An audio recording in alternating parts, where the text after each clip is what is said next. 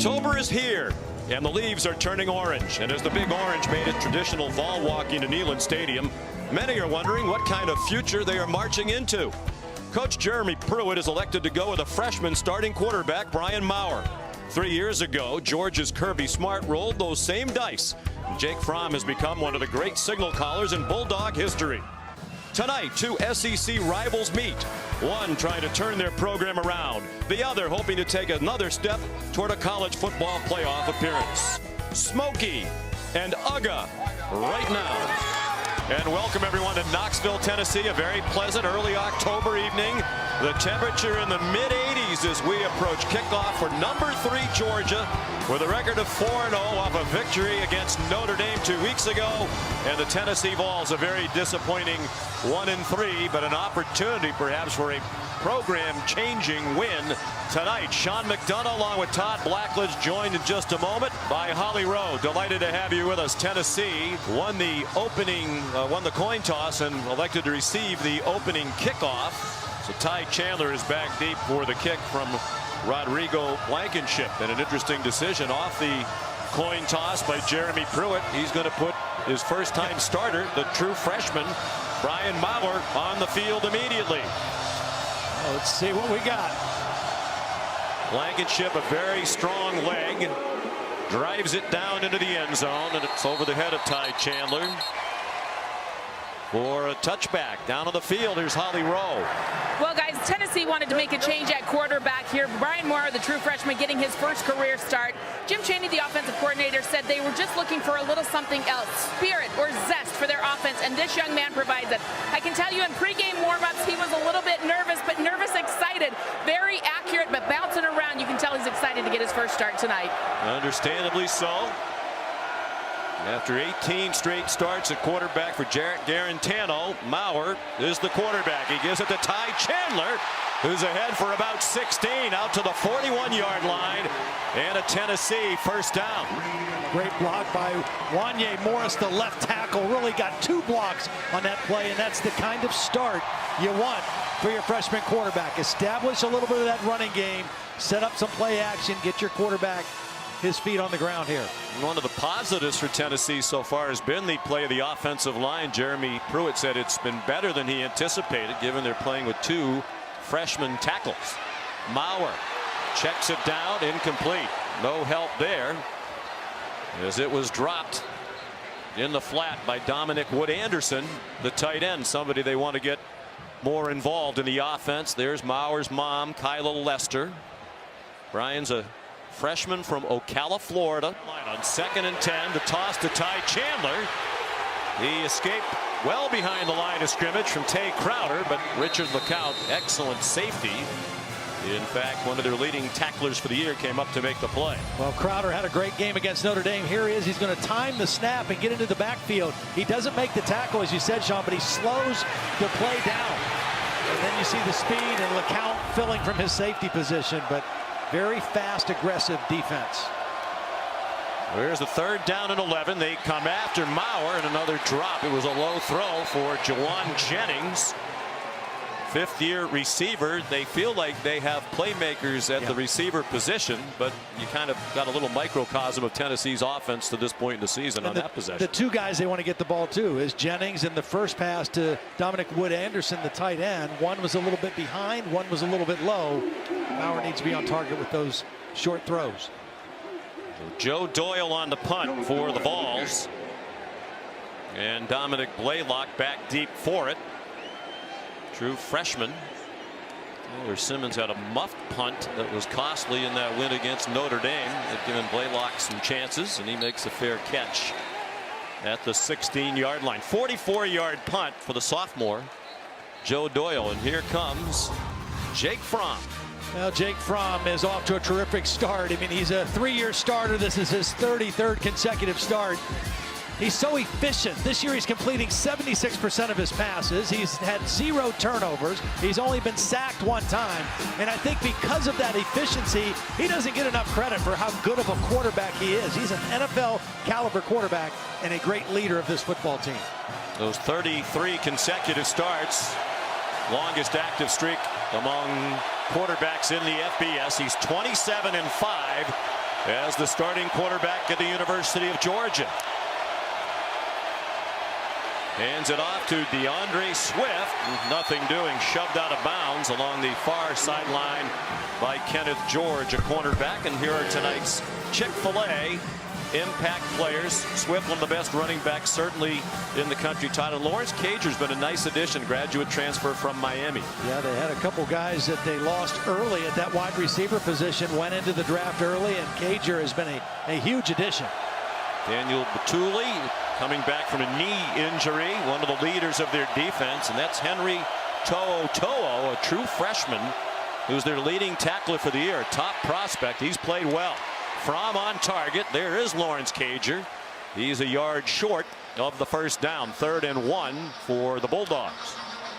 James Coley, the offensive coordinator, recruited Cager to Miami and loves him. Georgia got up very quickly, and Swift has the first down out to the 29. I think because of the familiarity of these two coaching staffs, not just Jeremy Pruitt and Kirby Smart, we're going to see a lot more tempo, particularly on 3rd downs, to keep from substituting and making those things happen. James Coley's the coordinator this year because Georgia's offensive coordinator from last year is now the offensive coordinator at Tennessee, Jim Chaney, in his first year here on Jeremy Pruitt's staff. There are 6 coaches on the Tennessee staff who have coached at the University of Georgia. Robertson shifted to the left, and he's the target. Robertson with excellent speed across midfield and belted down at the Tennessee 40.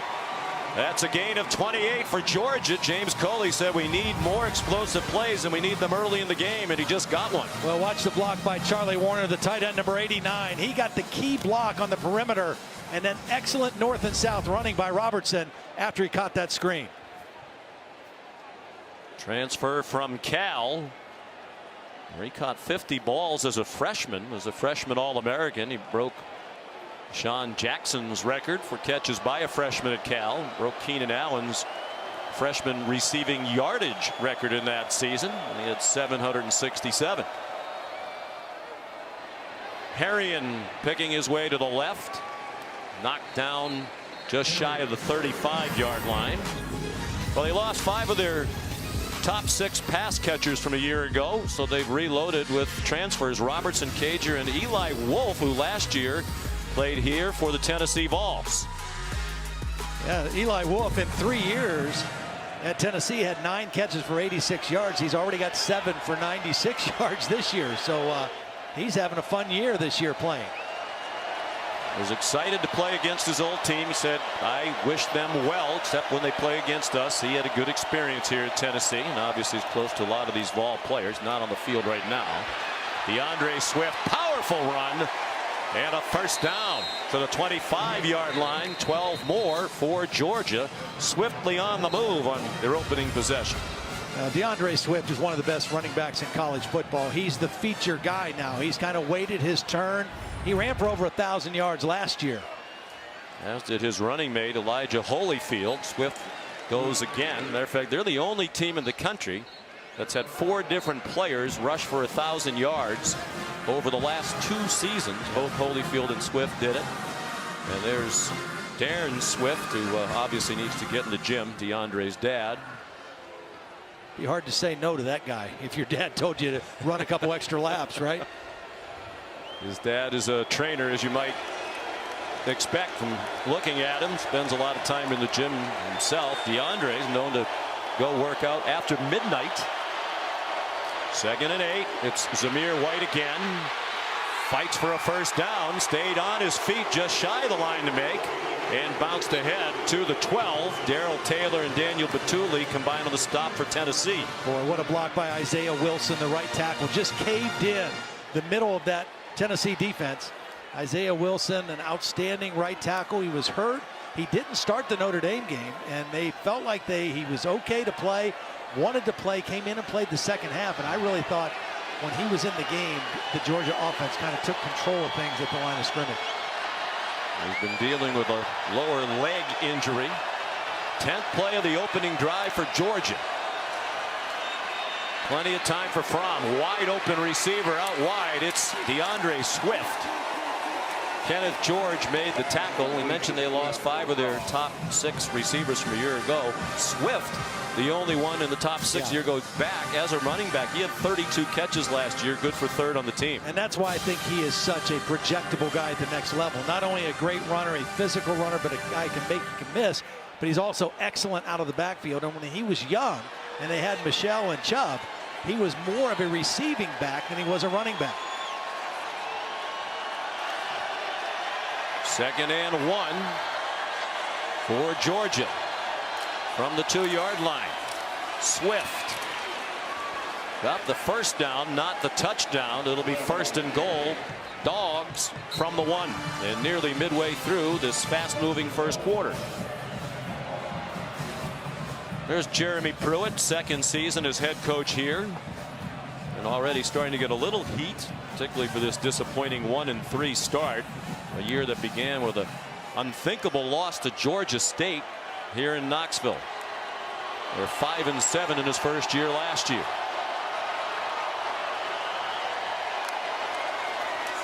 Swift straight ahead, touchdown Georgia.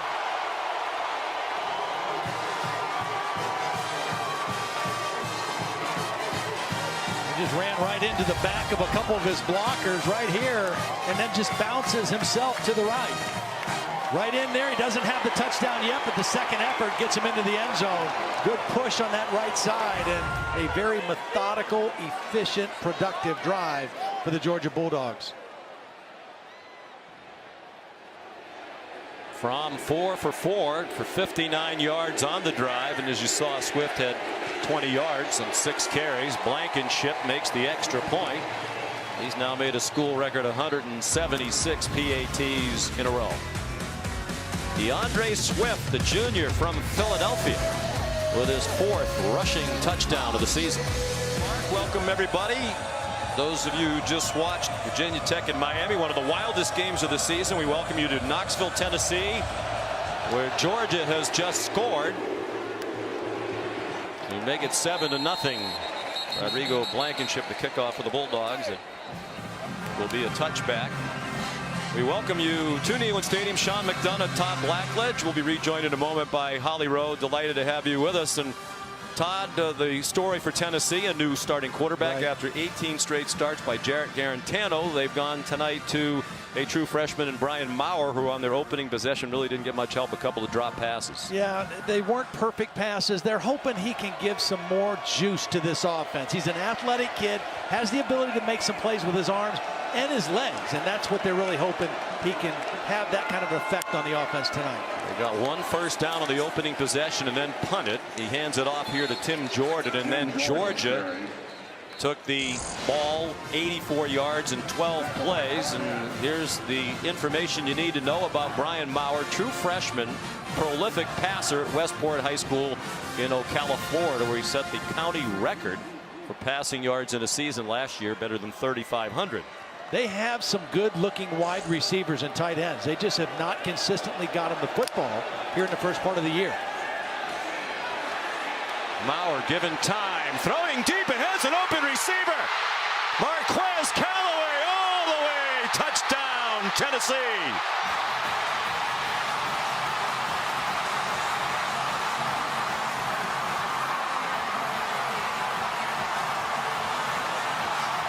That's Maurer's mother, Kyle Lester, who likes the second series of this game a lot more for the Tennessee offense than she enjoyed the first. 73 yards, their longest play of the year. Well, they really fooled Richard LeCount, a veteran safety, on a little double move there for the touchdown. Here's Brent Samaglia to tie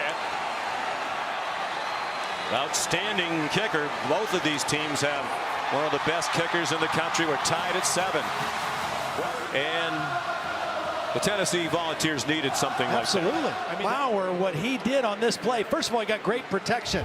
Callaway is going to be up here at the top. He's going to run a double move in and then go. And the guy who's going to get beat is that veteran safety, Richard LeCount. Watch him break on the in route and lose deep leverage. And the protection was good enough to allow Maurer to launch that ball down the field. That one was perfectly thrown. And Callaway, we mentioned they've got some good wideouts. And that's the kind of play the Volunteers needed early in this football game. You see the energy in Maurer. Coach Chaney said he has some juice. Yeah. And when you're, but that one has ignited the crowd that easily probably could have turned a little bit ugly if they hadn't done something to bring them to life, especially with as easy as Georgia scored on its opening possession. Three-man rush. Lots of time for Fromm. Good coverage. Now he launches one and a wide open DeAndre Swift out of bounds inside the 30. This just can't happen. When you rush 3 and drop 8, you can't lose this kind of coverage. I mean, that's Bryce Thompson, the corner, number 20, whose eyes were in the backfield, and there was no help over the top. It's third down and decent yardage. You're only rushing 3, you're dropping 8. That can't happen. And unfortunately, that's the same kind of play that happened that cost them the BYU game late in that football game on a third down. Well, they gave away that game here on September 7th, lost 29-26. 44-yard gain for Fromm to Swift. Again, just a 3-man rush. Fromm to the end zone. Caught, flag down. Lawrence Cager caught it. Bryce Thompson indicating that Cager pushed off. Well, Bryce Thompson lost his helmet on the play, so he might have a good argument on this play. David Smith, the referee, leading this SEC crew. On the offense, number 15. 15-yard penalty from the previous spot. Replay. First down. They like looking for him in the red zone, in the goal line. He's so big and he bodies guys up. He had a great back shoulder catch against Notre Dame, and he pulled him down and then elevated for the football. Thompson was in good position, did not have an opportunity to make a play on the ball. There's the pull down, and that's an excellent call of pass interference. Side judge Alex Moore right there. Cager doesn't need to do that. He's 6'5", and when he was in high school, he was the Maryland State high jump champ at 6 feet 9 inches. He's been a very nice addition to this Georgia team, which needed an infusion of talent at wide receiver. Fromm, after a pump, finds Matt Landers, redshirt sophomore, at the 34-yard line. Not much on the play there for the Dogs. And Kenneth George is the starting corner tonight, in for the injured freshman Warren Burrell. Nice play on that play.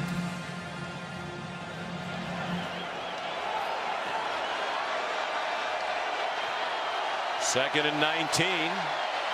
Nothing phases Jake Fromm. That's the thing you see. I mean, there's just, you see it in his eyes, you see it in his footwork.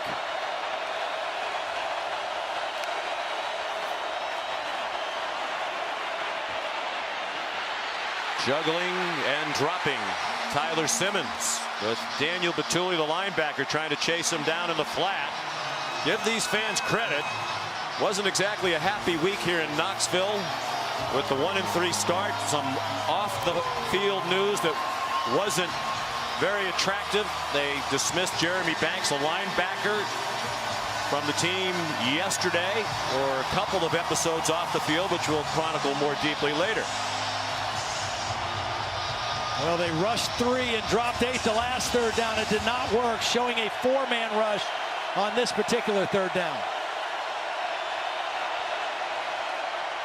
A draw. DeAndre Swift spun down by Jaquan Blakely, Georgia native, redshirt junior from Moultrie, Georgia. Nice play by Blakely. He shed his block. He held his ground. Red draw all the way. You run that on third and long, hoping to fool those defensive players, and that didn't fool them at all. They're going to try a long field goal, a 50-yarder. And Rodrigo Blankenship has plenty of leg to do it. 4 out of 5 for his career from 50+, including the Rose Bowl record 55-yarder in the national semifinal against Oklahoma. Slight breeze at his back. That one is dead down the middle and good. And he's 9 for 9 in field goals for the season. 10-7 Georgia, 2.5 to go in the quarter. One of the cool aspects of a home game here at Neyland Stadium, the Vol Navy dates back to the early 1960s. Former broadcaster George Mooney, frustrated with traffic around the stadium, decided to use his boat to get here. They didn't have any docks at the time. He tied his boat to a tree, climbed through the rocks and weeds to get to the stadium. And now, nearly 60 years later, they average 200 vessels per home game dock along the Tennessee River. Brian Maurer, after the run fake, dumped it off. Dominic Wood Anderson, the tight end. A 16-yard play across the 40 to the 41.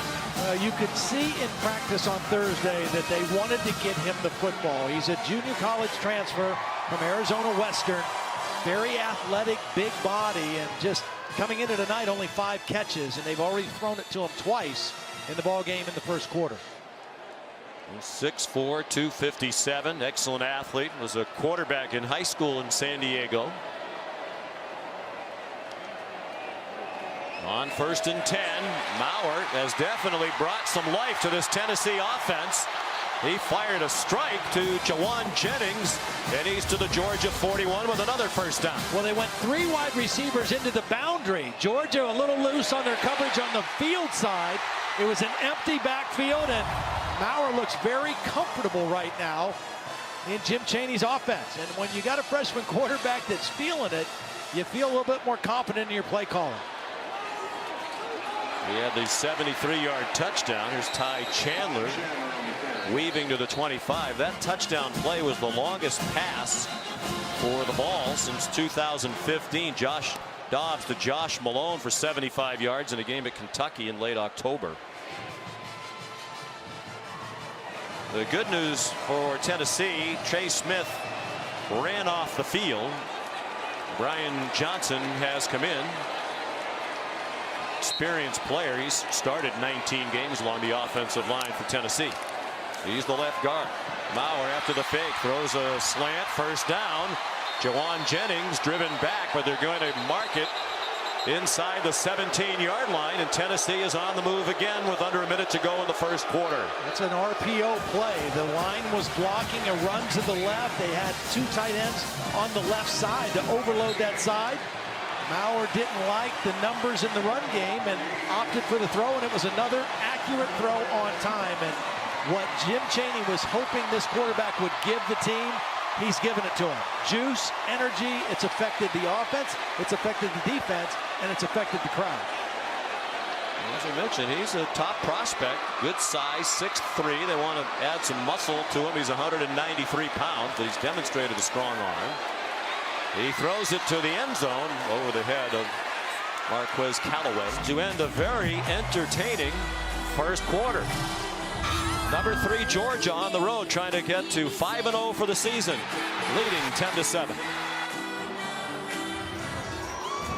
Sean McDonough, Todd Blackledge, and Holly Rowe at Neyland Stadium in Knoxville. Very entertaining first quarter. Georgia leads 10-7, but it's Tennessee on the move. Vols a 24.5-point underdog here tonight.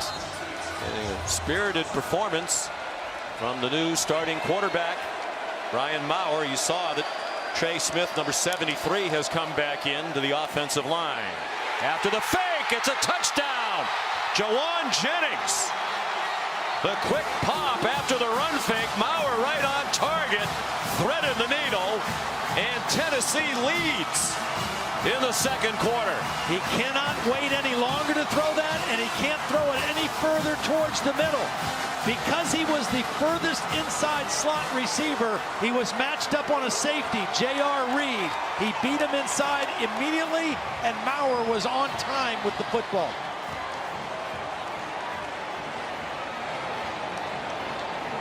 There's Brent Samaglia trying to make it 200 straight PATs by Tennessee kickers, and he does.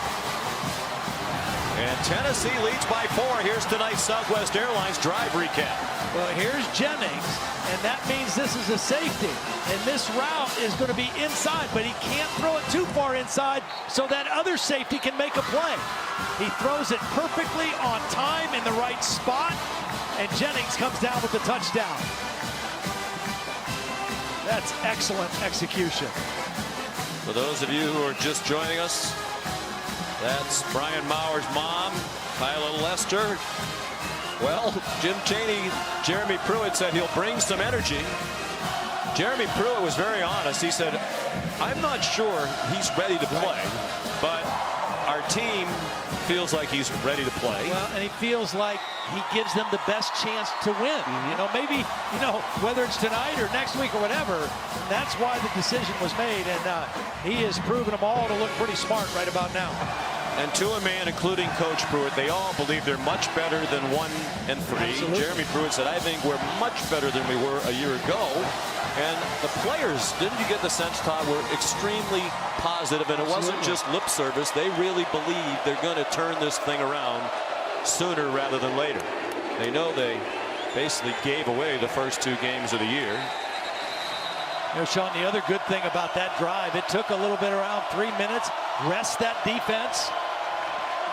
Couldn't ask for more. Jet sweep action. Tyler Simmons got away from the penetration, got banged out of bounds after a 4-yard gain by the cornerback Bryce Thompson after DeAndre Johnson whiffed. They want to get Tyler Simmons a little bit more involved. They tried to throw it to him earlier. He was not able to make the catch. He was the guy who muffed the punt against Notre Dame 2 weeks ago that set up Notre Dame's first touchdown of the game. They want to get him confident back involved. So it's 2nd and 10. Back at their own 38. Brian Harrion. Terrible tackling by Tennessee and a big run for Harrion. Wow. This should have been about a 2-yard gain at the most. But credit Harrion for just saying, if you're not going to wrap up, then I'm not going to go down. There's a grab, just a shove. I mean, you've got to wrap up and get him to the ground. And Brian Harrion just running north and south and running with some authority there. For a 41-yard gain, the worst defender on that Tennessee defense was number 12, Sean Schamberg, who just tried to shoulder bump him down to the ground. Harrion plays a lot of short yardage situations. He has scored 3 goal line touchdowns this year. Veteran of that running back group, senior out of Douglasville, Georgia. And you got to have so much respect for a guy like that. He's a guy who's waited his turn. You know, I mean, he was always the low man on the totem pole in that running back room. And now as a senior, he's getting more carries than he's had at any point in his career. He started the opener at Vanderbilt. And that was his first career start at the beginning of his senior season. So it's 1st and 10. It's DeAndre Swift, and it's 2nd and 10. Good penetration by Darrell Middleton, big number 97, junior college transfer out of East Mississippi. And you could see, just out of instinct, Jake Fromm looked up at the 25-second clock. He looked up at the play clock, realized it wasn't moving, and he's got to find where his eyes can go to the back judge. Now, would the referee, David Smith, have told these quarterbacks, if you want to know the time, look at the back judge? Yes, that should have been a communication to the quarterback, and they need to make sure that Tennessee knows that too. There's the back judge. Has the responsibility for the play clock. Here's Swift up the middle. Behind a big and veteran offensive line.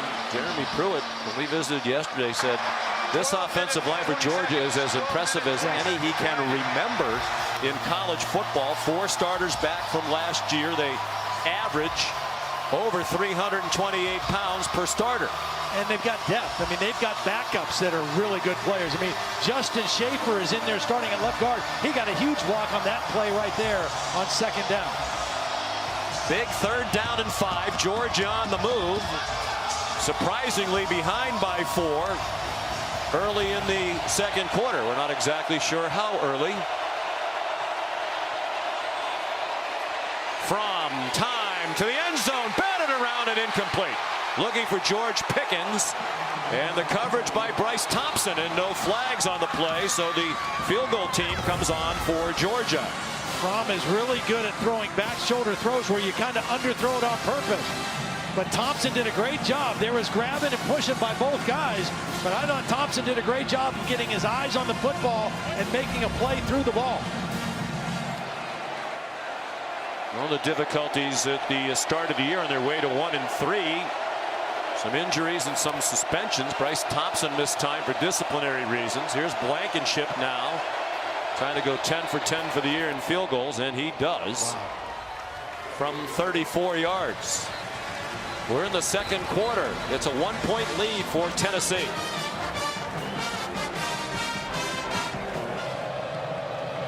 They're leading Georgia tonight. You heard the referee say the clocks have been fixed, game and play clock. And Blankenship with another touchback.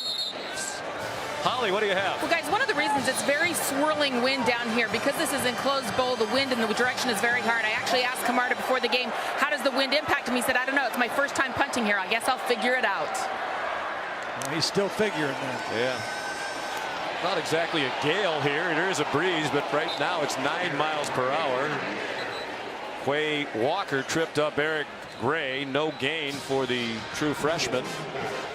Now, and again, for Brian Maurer, he's done everything right so far. He's 7 of 13, 160 yards, 2 touchdowns, has taken care of the football. But he's got to really make sure he takes care of it here as we move inside of 5 minutes before halftime. Georgia will get the ball to start the third quarter. He's got to take care of the football first and foremost. Still in possession of lead, under 5 minutes to go. Pressured, fires, just threw it away. And now there are flags as some players get tangled in the Tennessee bench area. That's Malik Herring, the Georgia Bulldog over there. The play was over. Personal foul. Number 64 on the offense. Penalty is half the distance to the goal. Third down. The down counts. I mean, that's what it looked like to me. It looked like just after the play, it was just... Correction. Second down. Well, obviously, by the time we spotted it deep in the bench area, whatever had happened, it already happened. Yeah, he did. Yeah, I got it. Correction. Third down. Correction. It is third down. Yeah, Morris just continued to block all the way out of bounds on Malik Herring, and that's a costly penalty. Now you've backed yourself up, third and long, deep in your own territory. Yeah, you would think this would be a safe play here, but who knows? You're 1-3. Your quarterback's been letting it rip pretty effectively. He's thrown for 160. In his first college start, 2 touchdowns in less than a half. They do stay on the ground, as you would think, and it's Ty Chandler out to the 16, and that's all. Mark Webb, the safety, made the tackle. And now hold your breath. Here comes a punt. Now this time Joe Doyle's not trying to pin them in, so maybe just swinging freely. And he's had a good year. I mean, he's Yes, had a he good year has. kicking the football. So He's a freshman All-American last year. Excellent punting tradition here at Tennessee. They have 3 punters in the NFL right now. Britton and Dustin Colquitt and Michael Pilardi. Minnesota, Kansas City, and Carolina, respectively.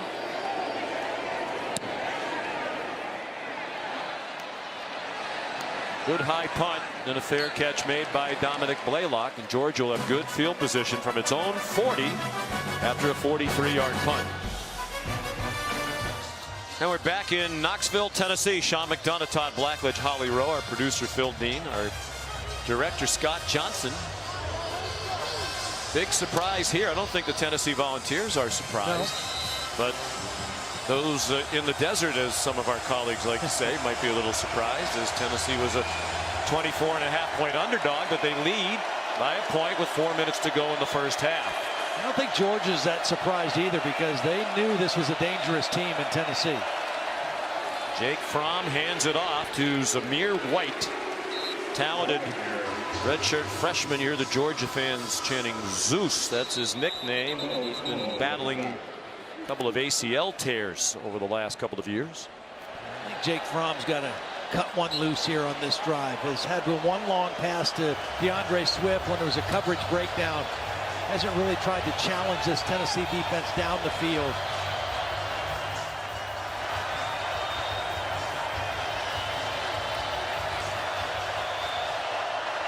Had good protection all night. Has time to make that kind of throw. It's 10 out of 14 for 137. Gives it to Herrian, who powers for the first down across midfield to the Vols' 47-yard line, where he was tackled by Greg Emerson. Georgia has all 3 of their timeouts here. 3:23 and a veteran quarterback.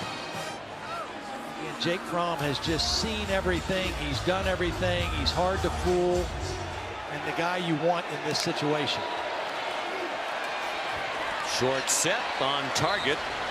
And Eli Wolf, the former Tennessee Vol, Todd mentioned, caught 9 balls in 3 years as a Tennessee Vol. He's now caught 9 for Georgia in 1 season.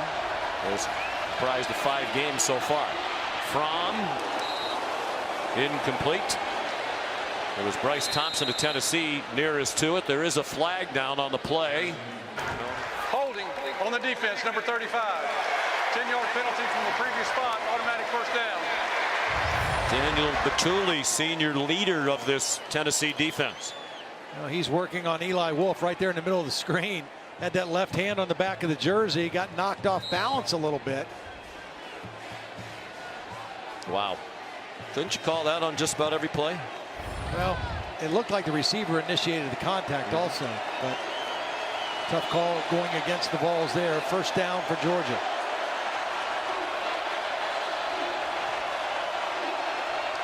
Here's James Cook now out here as a wide receiver. They give it to him, and it's a reverse. Here's Tyler Simmons. Great call by James Coley, and well executed for a big play and a first down on a gain of 16 to the 12-yard line of Tennessee. Well, Simmons has really good speed. You're going to see Jake Fromm get a little bit of a block, and then DeAndre Swift, the starting tailback, with a lead block. And they get Simmons involved in the game plan with a run and a nice play for another first down.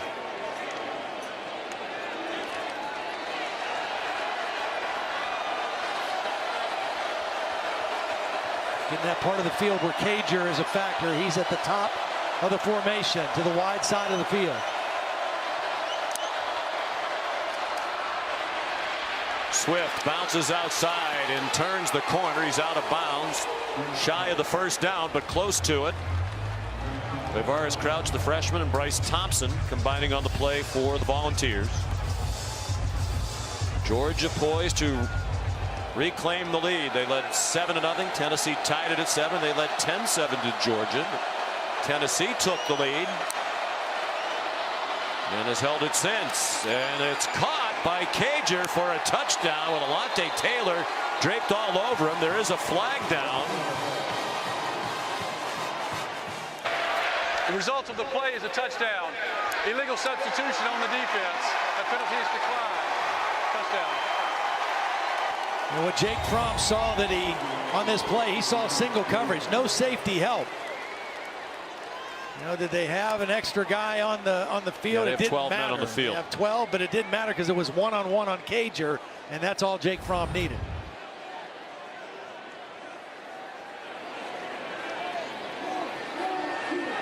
Here's Blankenship.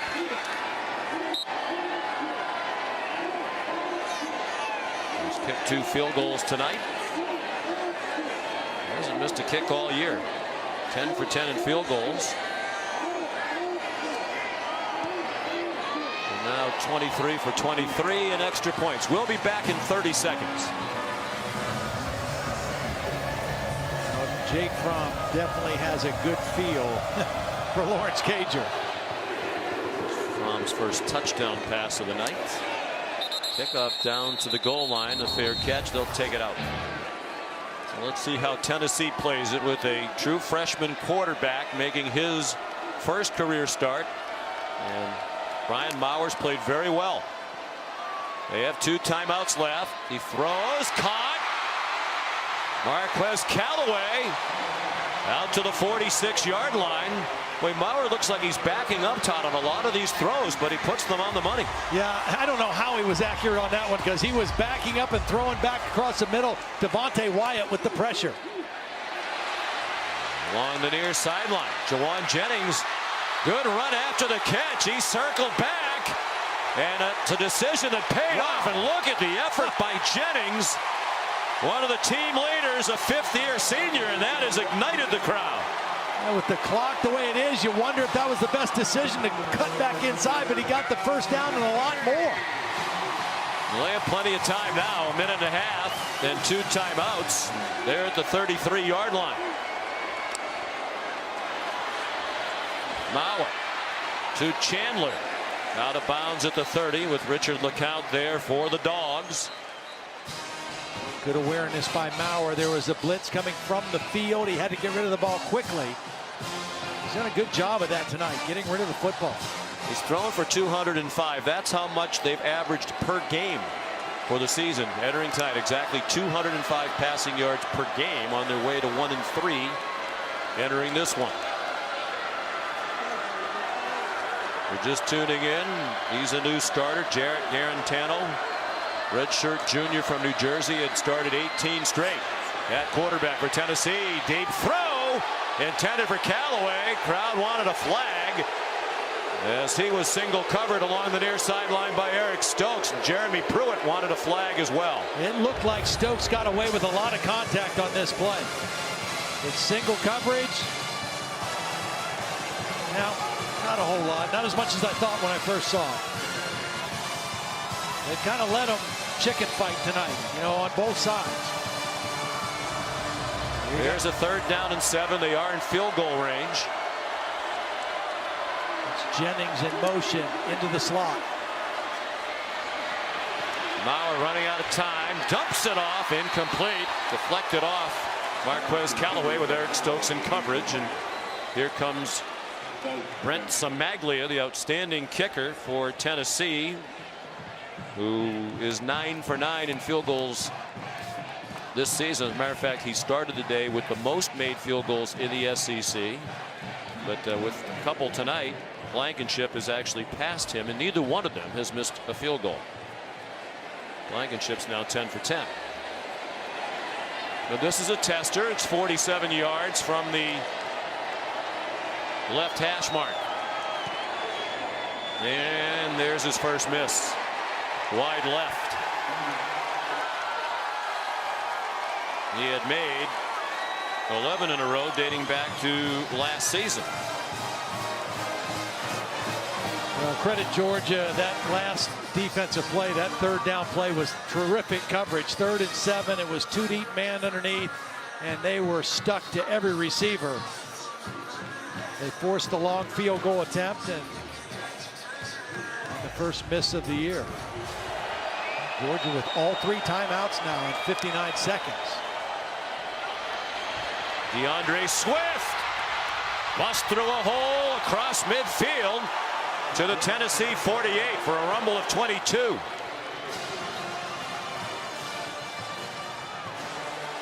just can't let up. I mean, if you're Tennessee, you can't let up at this point in the game. Fromm, such a good decision maker, so important in situations like this. In the final minute, on target to Swift again. Henry To'o made the tackle. Excellent protection. Jake Fromm able to stay in the pocket. They call timeout now.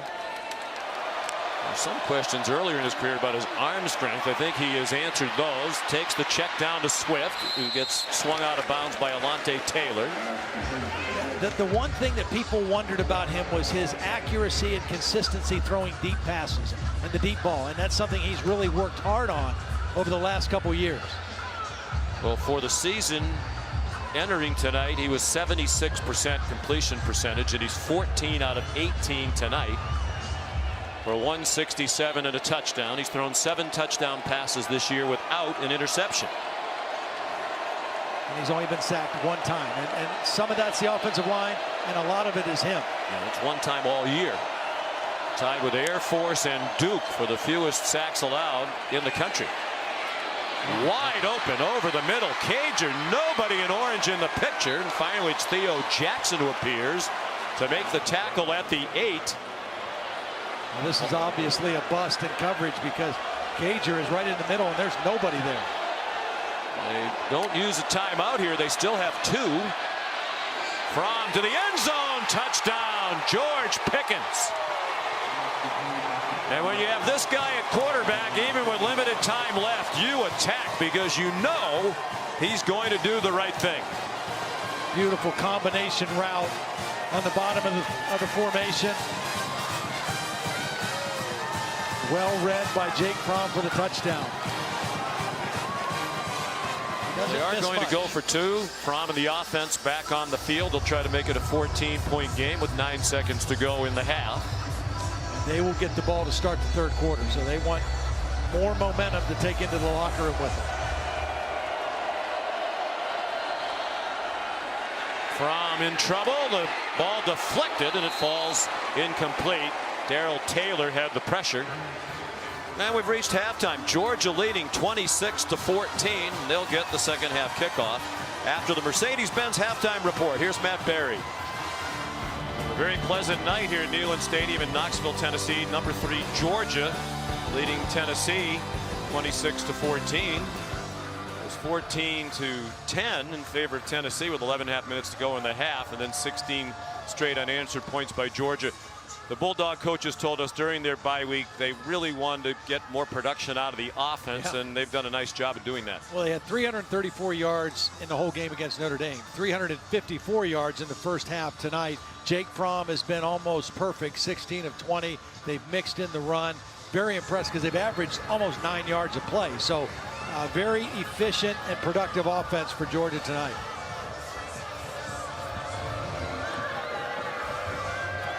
Brian Herrion, James Cook back deep for the kickoff from Paxton Brooks, and it'll be a touchback. A moment ago, Holly had a chance to speak with Jeremy Pruitt. Well, Coach Pruitt, seems like you've got a quarterback tonight. What did you think about your young freshman in that first half? Well, he kept his poise. He took what the defense gave him. He spread the ball around, and our older guys made some plays for him. You had the lead with just a few minutes left in the half, and they were able to take the lead on 2 short touchdown drives. What's going on with your defense right now? Well, they're whipping us up front. You know, a lot of yards after contact. We've busted a few things in the secondary as far as underneath throws. We've not got any pass rush. We got to get some pass rush. Thank you, Coach. Florida was an underdog at home against Auburn today and beat them. George Pickens the catch. Fromm right on target as usual. Series dates back to 1899, and it's dead even all time. Each team has won 23 with 2 ties. But Georgia's dominated the last 2 years, winning by a combined score of 79-12. Brian Herrion, first down. He got ripped around by the face mask, and here comes the flag. Daniel Batuli is going to be penalized for Tennessee. Personal foul, face mask, number 35, defense. 15-yard penalty, automatic first down.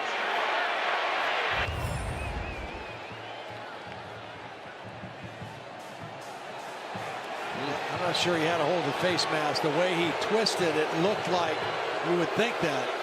It looked like he had a hold of the jersey right around the neck area. Right. Well, we could have had our second consecutive pickup of the flag. Batuli upset, understandably so. He's been their leading tackler each of the last 2 years, and the only player to lead Tennessee in tackles 3 straight seasons was A.J. Johnson, who did it 2012 through 14.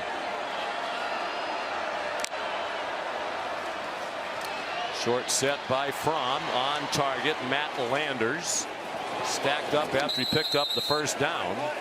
And Georgia on the move again. 1st and 10. They're the Tennessee 14.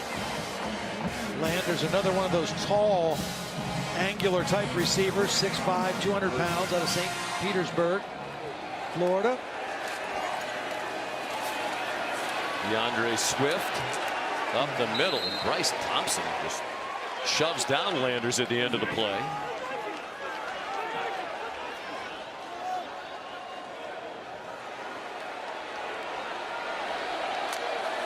They line up quickly, and it's DeAndre Swift going nowhere. And now there's some pushing and shoving.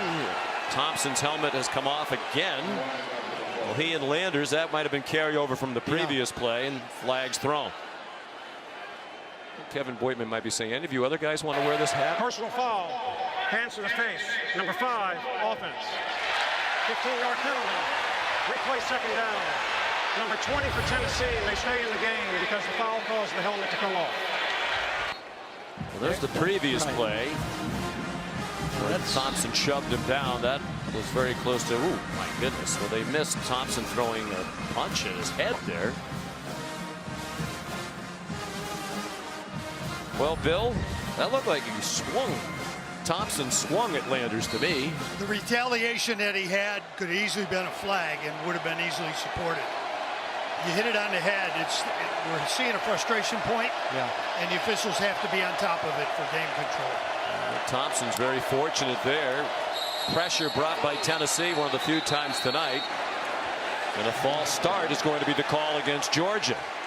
False start. Number 1, offense. 5-yard penalty. Still second down.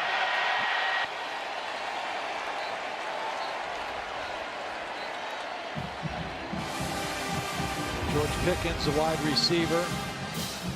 This was back to the previous play with Landers and Thompson. Thompson just smacks him in the side of the head. I mean, to me, and you never see both, it seems like, but to me, that just should have been something on both of them, offsetting penalties. Tell them both to calm down and move on. I don't know how you pick one of those guys to call the penalty. I'd even take and say if it was into the dead ball period, that type of a slap should be an unsportsmanlike conduct. That's not a football act. There's Tyler Simmons, run after the catch. And he's out of bounds well short of the first down. Jeremy Pruitt said it to Holly at the halftime. They're not getting any pass rush. No. They're not getting anywhere near Fromm. And do you dial up more pressure if you're them? Or just sit back there and let them pick you apart? I think you have to. I think at this point you have to try to bring more people, play some press coverage, take your chances, because Jake Fromm's just too good. He's 21 of 25. The only pressure they got was on the failed two-point conversion play. 3rd down and 7. Harrion shifts back to the right hip and takes it on an inside handoff. He comes up well short of the first down. Nigel Warrior and Theo Jackson there, and Kirby Smart sends on Rodrigo Blankenship. Well, you know, we talked about this a little bit at the beginning of the show. Is this the year they can kind of take that next step, potentially go all the way? I think they've got a good shot. I mean, this guy's a big part of it. This guy's like automatic, and so you got automatic points when you get down into a certain part of the field. You got a quarterback that is a great leader, and your defense the best that you've had. 27-yard field goal try, and he still hasn't missed a kick all year. Field goals or extra points, but it's still a 2-score game here in Knoxville, middle of the 3rd. Here's a tail of the tape. A lot of similarities. Uga, by the way, voted by Sports Illustrated over the summer as the top mascot in all of college football. They are also celebrating the 150th anniversary of college football. Wow. So they listed the top 10 mascots in their opinion, and Uga was number 1 and Smokey was number 10. Okay. Rodrigo Blankenship's kickoff. Fair catch made by Ty Chandler. 1st and 10 Tennessee. Eric Gray, the freshman out of Memphis, the ball carrier. How do you feel about this list? Uga number 1. Okay. Followed by Oregon's the Duck, LSU's Mike the Tiger, and Bevo in Texas, which got in a memorable little dust up with Uga right before the Sugar Bowl that we did. Then the Stanford tree, which I know you love. Come on. who voted on this? This is Sports Illustrated. No, Ralphie the Buffalo from Colorado. Out, right? Huh? Cocky the Gamecock from South Carolina. Western Kentucky's Big Red. Otto the Orange from Syracuse. Now I think they finally hit it right on the head. And then Smokey here from Tennessee, number 10. You seem to have a big problem with that list as Eric Gray gets dumped again. What do you have against the tree? You have an issue with the tree. I could tell that where at Stanford a couple weeks ago. Mascot. 3rd down and 2.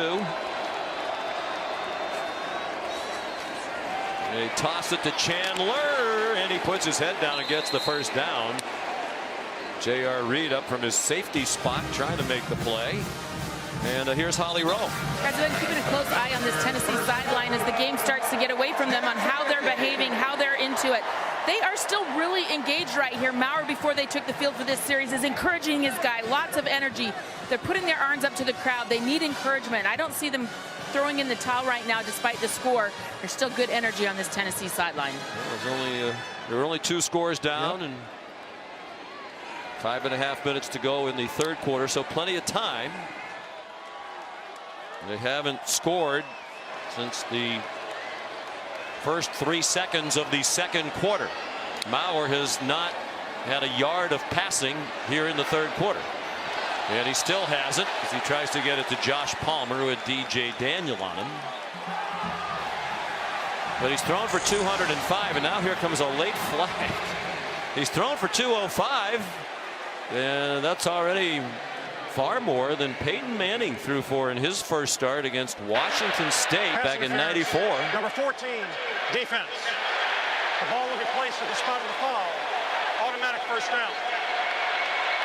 Now that flag was a while in coming. Yep. DJ Daniel. Saw Peyton on the field before the game. Yeah, he's Good. here. Yep. Of course, if he was on the field, he had to have been here. So what I just said is kind of stating the obvious. I'm still just kind of despondent about the whole thing went with Snoop Dogg last night. You're a big fan. Well, I'm a fan, and you know, you'd like the Jayhawks to have a nice night and just go well for everybody, and it's too bad that it didn't. Here's Ty Chandler. Put his head down, trying to run over Eric Stokes, and couldn't do it. And Stokes had some help, and the chippiness continues here. Well, this is where Tennessee and offensive coordinator Jim Chaney needs his playmaker guys to kind of step up and make some plays here. That's Juwan Jennings. That's Marquez Callaway. That's Dominic Wood-Anderson. Those guys have to step up and make some plays here at this point in the game. Senator Kennedy, a transfer from Alabama. Maurer in trouble, and he's taken down by Azeez Ojulari. Yeah, Ojulari just whipped the left tackle, Wanye Morris. Watch him right here. He's just going to go just beat the left tackle with speed. Gets around him to the edge. Maurer, no chance running away from him because Ojulari had a full head of steam on his way to the quarterback. Ojulari's brother BJ, highly touted defensive end in high school, and he is coming to Tennessee to play college football. You're watching College Football Prime Time, presented by Hampton by Hilton. So here's Jarrett Garantano back in. Came in for one play, completed a 14-yard pass. He escapes the rush and goes down at the 44-yard line. Good tackle by Mark Webb on the far sideline. You know, we talked about this Georgia defense being the most talented that Kirby Smart has had. Now, Tennessee made some plays in the first half. Brian Maurer hit a couple big throws, but that third quarter they ran 11 plays for a total of 15 yards. And they have speed, they have depth. No big stars, but they are a well-schooled unit that tough to run on in particular. Joe Doyle to punt for the 5th time. Dominic Blaylock back for it.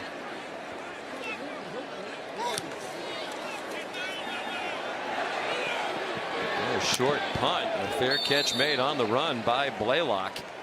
Just 31 yards on the boot. Here's Holly. Well, talking with Jake Fromm this week, the quarterback for Georgia, he said that they played well enough to win against Notre Dame, but they didn't play well enough. They really wanted to dig in on their bye week and improve in a couple of areas, and we've seen some improvement in those areas tonight. Be better on their RPO game, the run-pass option. Threaten downfield better with their receiving core and make better connections downfield and threaten that defense. And also be more creative in the run game. It seems like they've ticked 3 of those boxes tonight. He said, we know we have something special ahead of us. We've just got to get better and not play just well enough to win.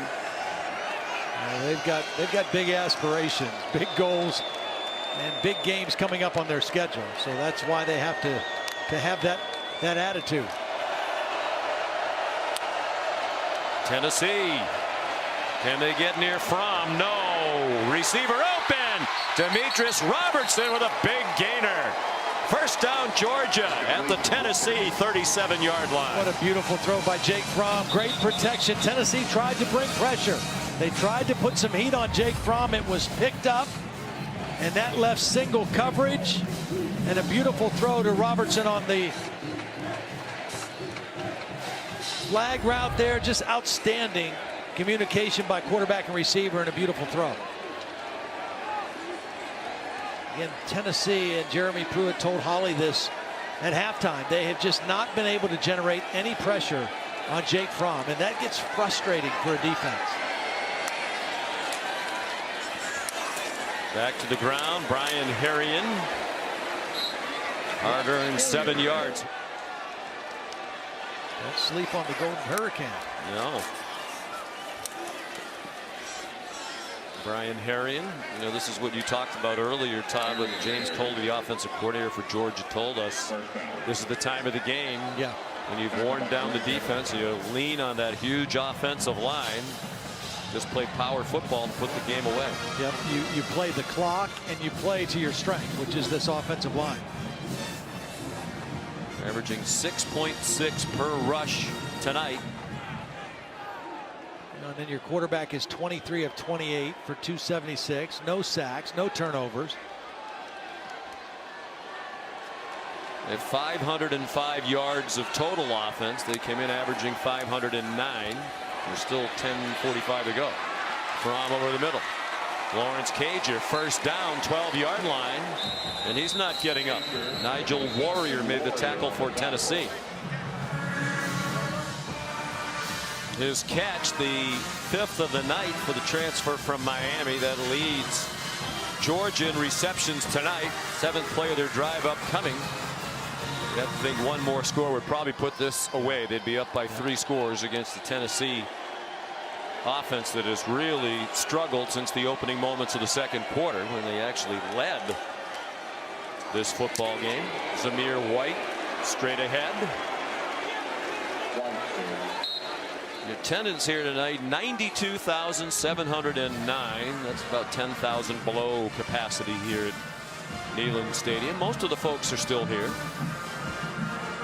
And a lot of folks who cheer for the Bulldogs are here tonight as well. There's a lot of red and black as we look around.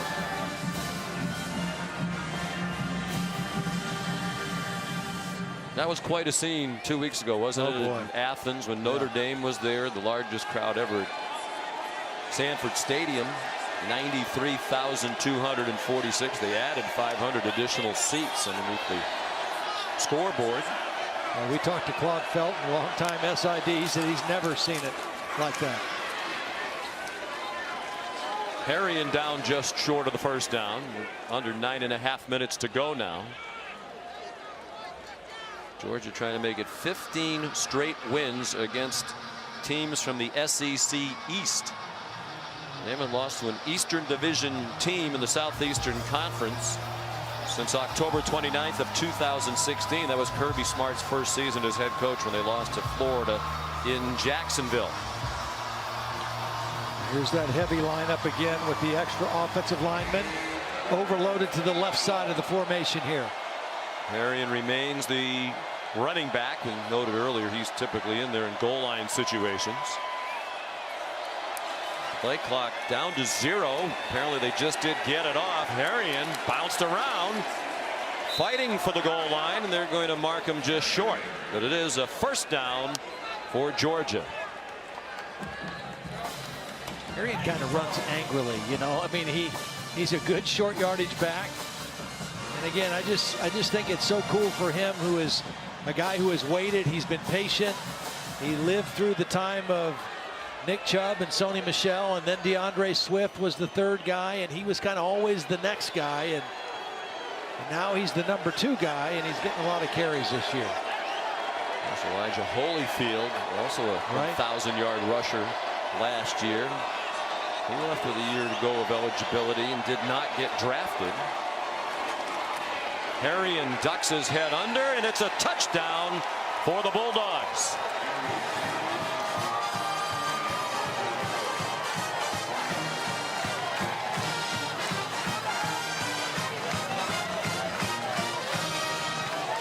again, this offensive line kind of imposing their will here down the stretch, running off to that overloaded left side, and Harrion does a good job of getting low, getting that ball across the plane.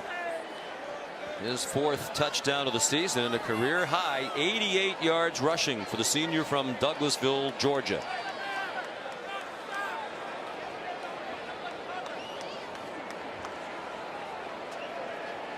Rodrigo Blankenship drives through the extra point.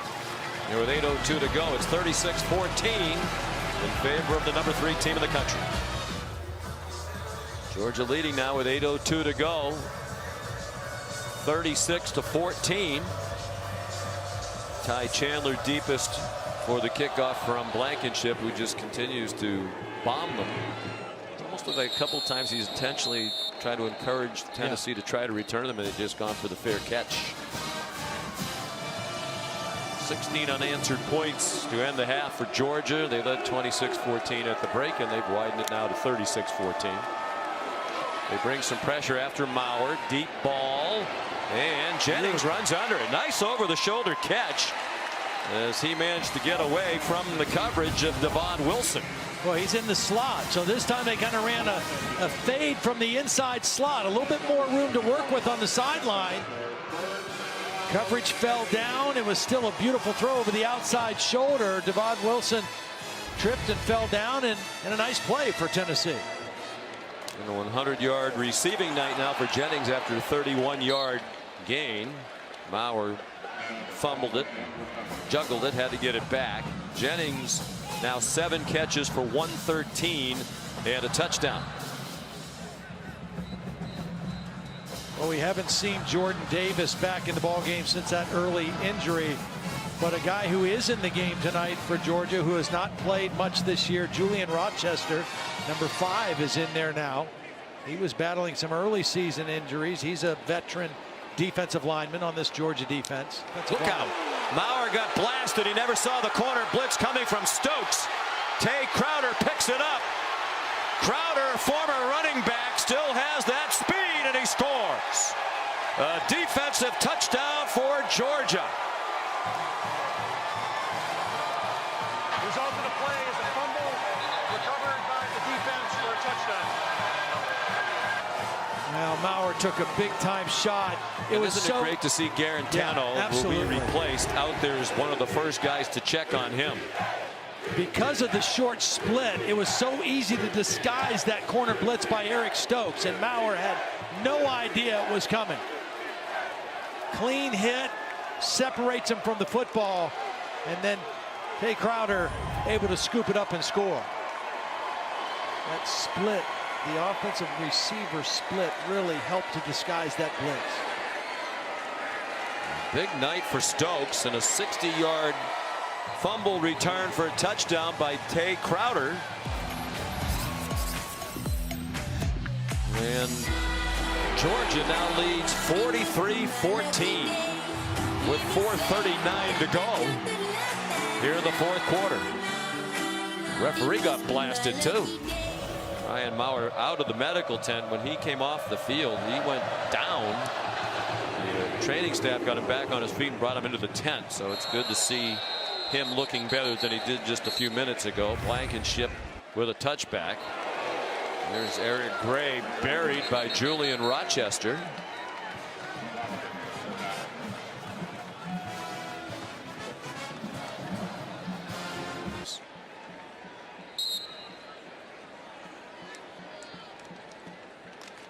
We got a vote of confidence this week from the athletic director, the former coach, Philip Fulmer, who also denied some reports that he might be interested in coming back to coach the Vols. He says at age 69 he no longer has any interest in coaching.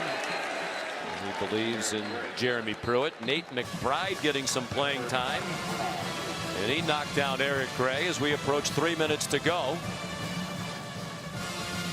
Georgia on its way to 5-0 for the season. And you'll have to think there won't be any changes at the top of the rankings that we saw. Alabama, Clemson, Georgia, you would think would be the top 3. So much better of a bye week for Georgia too, coming off that emotional win over Notre Dame. extra week to prepare, to heal some guys up. Last year, their bye week was the week after a disappointing loss to LSU down in Baton Rouge. Tim Jordan running left. Breaks tackles, has a first down, and crosses midfield. Hey, you love to see that. I mean, just no quit in your team and your players. Tim Jordan, the third guy listed in the running back rotation, running with some aggression there. And it's become a broadcasting cliche, but there are still plenty of people who have an interest in the end of this game. Mamas and daddies, right? Yes, that's right. They're the only ones still here in the stadium. You saw the traffic out on the Neyland Drive on this beautiful East Tennessee night. Jordan running hard. Junior out of Bartow, Florida. Tackled by Channing Tindall, sophomore backup linebacker. Well, Kirby Smart talked to us about how many players they play on defense. And it was something like 36 players before the Notre Dame game had played at least 25 snaps on defense. That's in 3 games. Said we have a lot of depth, but good for team morale when everybody knows they're going to get in. Yeah, no doubt. Flag down as Tim Jordan was stopped. Christopher Smith, listed as a third-string safety, made the tackle. And they play some of their best players on special teams. I mean, they want to be really good in that area as well. Personal foul, face mask, number 22, defense.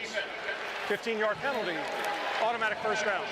And you pretty much always have fresh players in on defense. Yeah. You don't have anybody who's really piling up. So Tennessee at the 5-yard line.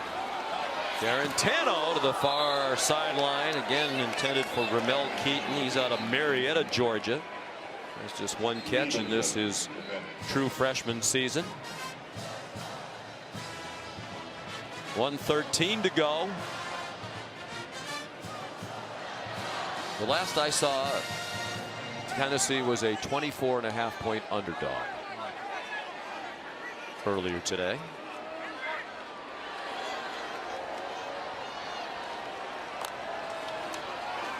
Tim Jordan stays in the block. Garantano throws incomplete.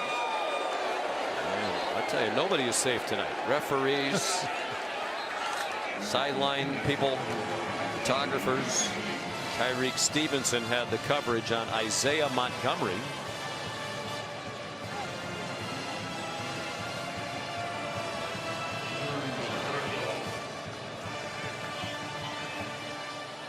Garantano from a football family. His dad was an outstanding wide receiver at Rutgers back in the early 90s. James in the Rutgers Hall of Fame with 158 catches.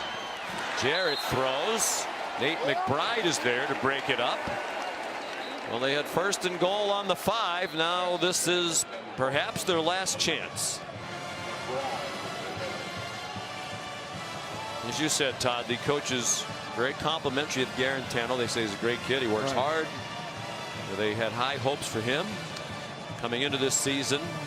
Just for some reason, he was not able to take what he did on the practice field to the game field. Some people are hanging on this play. It's a blitz, and the pass is incomplete. Lewis Seen, true freshman out of Cedar Hill, Texas, came on the blitz. And Georgia holds. They had 1st and goal at the 5, and Tennessee could not score. Well, Garantano saw an open receiver. He wanted to get it to Andrew Craig, number 86, is going to break open right here. The problem is he just didn't have enough time to get rid of the football because of the blitz. Lewis Sine was there with the pressure, and Garantano not able to get the ball out quick enough. Lewis Sine with the pressure, another one of these promising young high-level recruits out of Cedar Hill, Texas. So the Georgia defense still has not allowed a rushing touchdown this season. Both scores by Tennessee tonight were through the air. Stetson Bennett has come in. Come in and run the victory play, Stetson. Well, he's come back to Georgia. He was at Georgia, wanted to play. So he went to junior college last year in Mississippi and now has come back. And looks like they'll have to snap it one more time. It's a good football team. You know, we've seen some good ones. This is the best one we've seen in person, I think. You know, we've seen Clemson in person. We've you seen think they're better Clemson. than We've Clemson? seen Oklahoma. We've seen, yeah, I think right now they are. They're We've playing not better. seen Alabama or Ohio State in person. Right. So Kirby Smart.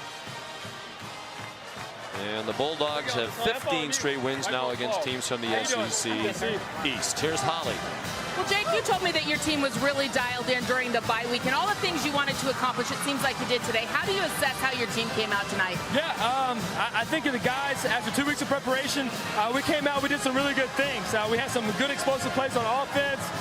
We came out, and they were physical with us. They came out, they played really well. They had 2 weeks to work on a plan as well. So I think for the level of preparation, I think both teams came in and played really well.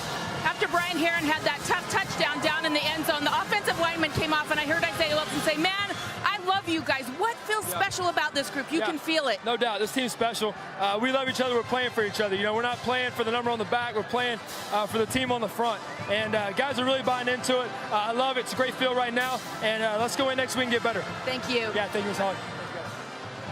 Fromm threw for 288 on 24 out of 29 and 2 touchdowns without an interception. He still hasn't thrown a pick this year. Georgia scored the last 33 points of the game. Final score 43-14. Let's send you now to Palo Alto, Washington, and Stanford. Here's Jason Benetti.